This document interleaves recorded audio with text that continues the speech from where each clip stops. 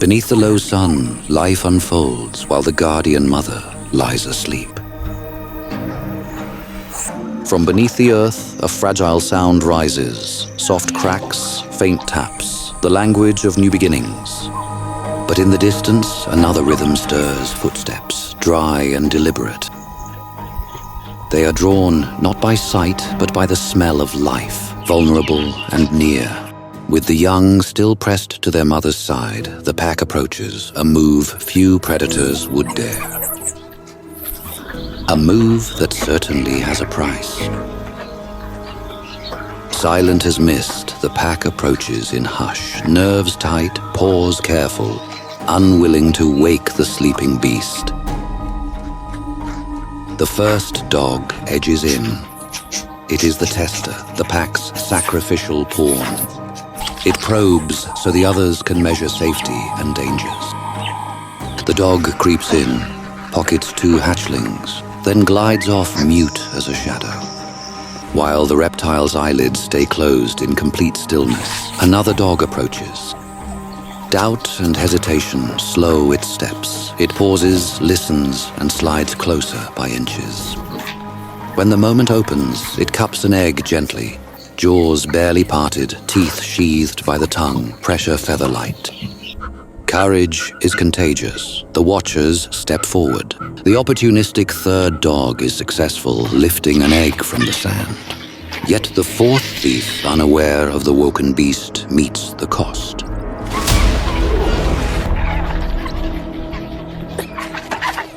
The crocodile explodes, jaws locking, a brutal attack to that who dared to come near.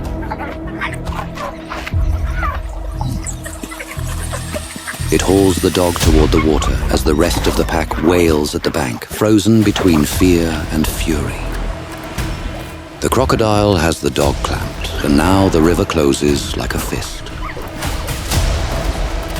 And when the water seals, salvation lives only above.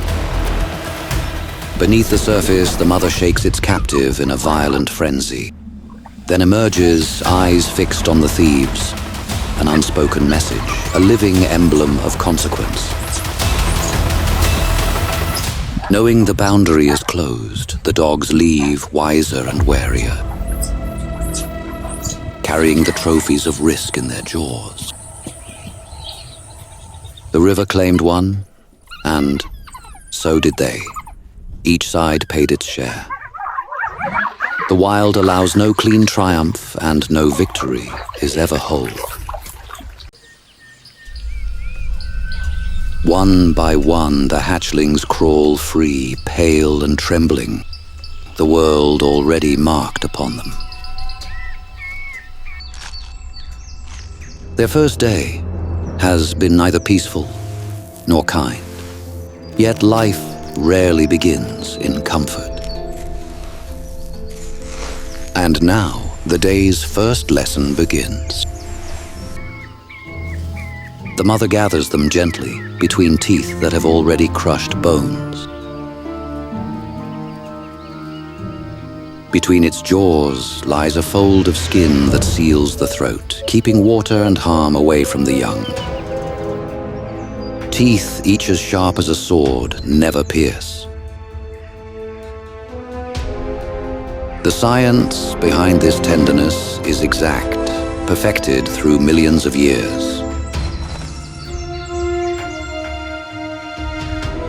With the brood gathered gently in its mouth, the mother turns toward the water, driven by duty, yet heavy with what the day has taken. In the wild, care and loss are never far apart. The hatchlings spill from its mouth and scatter like sparks on the surface. The water is their first element, cool and strange. The water carries them forward, small, soft echoes of a lineage that has outlasted ages. Time and trial will carve strength into their scales. What was fragile this dawn will one day command the river itself. Beneath the murky surface, something stirs. A ripple, then stillness. The crocodile glides through the water like a shadow with purpose. A ghost born of the river itself. Unseen, yet everywhere. The river runs rich with life, a place where fish move in plenty. But today the river offers more than fish. Something greater has entered its silent domain, unaware that the water is hungry.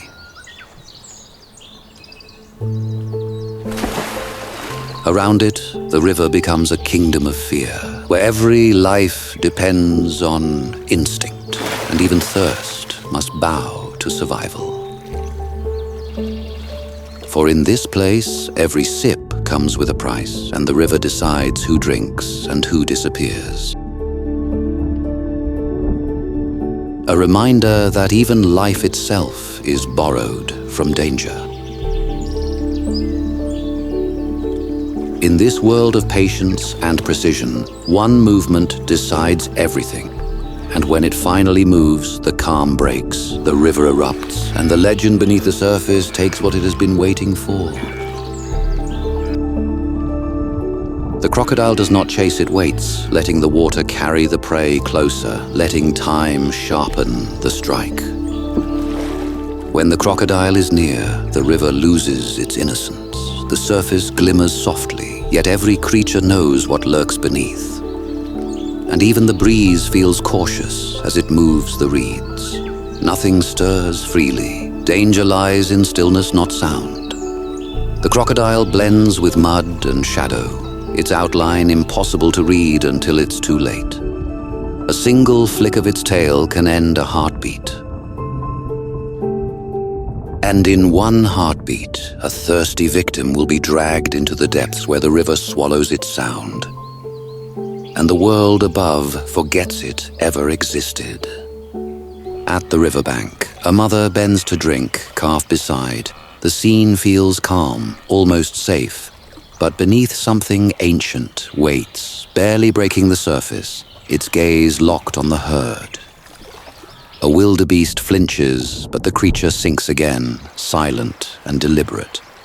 The predator did not retreat, it is just relocating itself. The herd lowers their heads. Their only desire is the comfort of the river. Then, in the space between one breath and the next, the crocodile strikes. The river explodes with motion. Wildebeests leap back in fear, hooves splashing.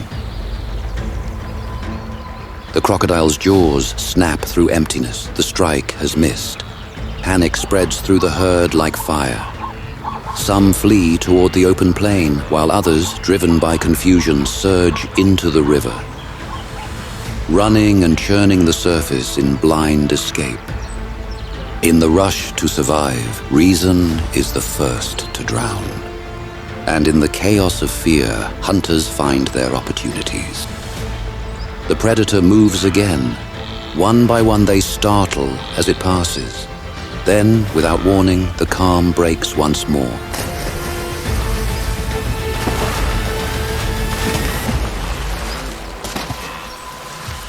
And once more, the crocodile misses. Its jaws close on nothing but foam. The herd gathers again, hearts pounding, drawn by an unspoken pull to cross. The river stands between fear and necessity, yet movement spreads among them like courage reborn. One steps forward, then another, hooves striking the water with defiance. But before they even notice, the water comes alive again. And the crocodile lunges from below. In a heartbeat, a wildebeest calf is caught, its cry swallowed by the churning river. The herd erupts in panic, hooves thrashing, water flying, yet the predator is already gone, sinking back into the depths with its prize. The wildebeests move on, their bodies pressed close in a wave of motion, but one voice is missing. The calf is gone, claimed by the depths, and yet the herd does not turn back.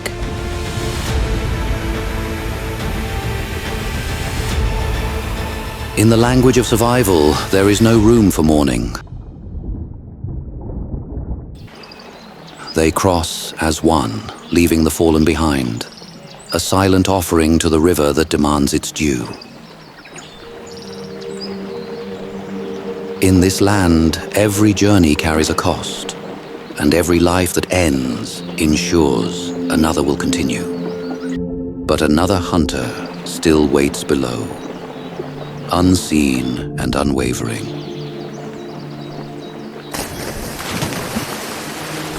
Another crocodile shall feast from the herd today. The river holds many predators, each bound by the same law to take what passes too close.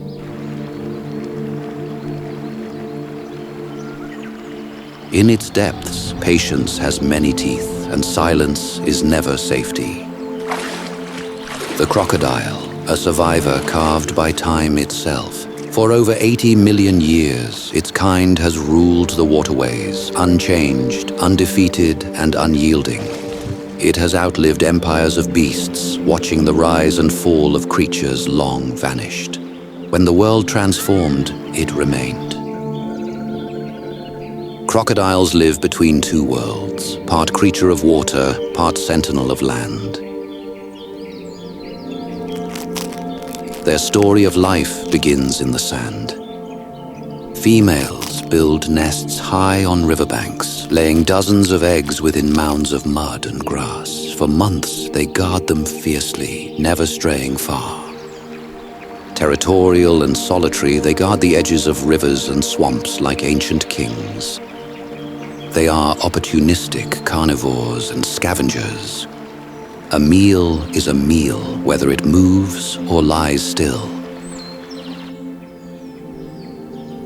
While the eggs are hatching, the silence of the riverbank breaks. Faint chirps rise from beneath the sand. Tiny voices calling to a mother who has been waiting for the sound of life.